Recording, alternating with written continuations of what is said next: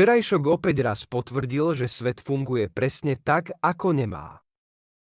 Politici sa tvárili, že riešia problémy, médiá sa tvárili, že informujú a ľudia sa tvárili, že ešte veria, že tomu všetkému treba veriť. Niekde sa slávnostne oznamovalo niečo, čo sa malo urobiť už dávno. Inde sa zas s veľkou vážnosťou komentovalo niečo, čo sa dalo predvídať asi tak ľahko ako východ slnka. Na sociálnych sieťach sa opäť bojovalo za pravdu tvrdo, trápne a samozrejme s absolútnou istotou a nulovou schopnosťou pochybovať.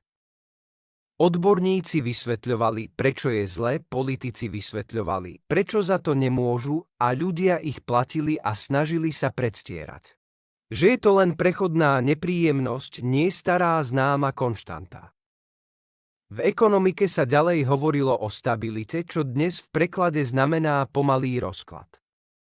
V zahraničí sa opäť riešili veľké hodnoty, zásady a strategické záujmy, čiže veci, ktoré zvyčajne platia len dovtedy, kým nezačnú niekomu prekážať. A bežný človek, ten ako vždy dostal svoju tradičnú úlohu, mlčať, platiť, prispôsobovať sa, ponadávať si a občas si vypočuť, že sa vlastne nikdy nemal lepšie.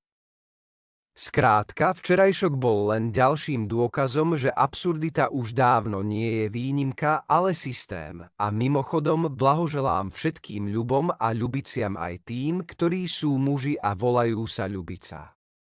Aj tým, ktoré sú ženy a volajú sa ľubo. Dnešná doba si to žiada.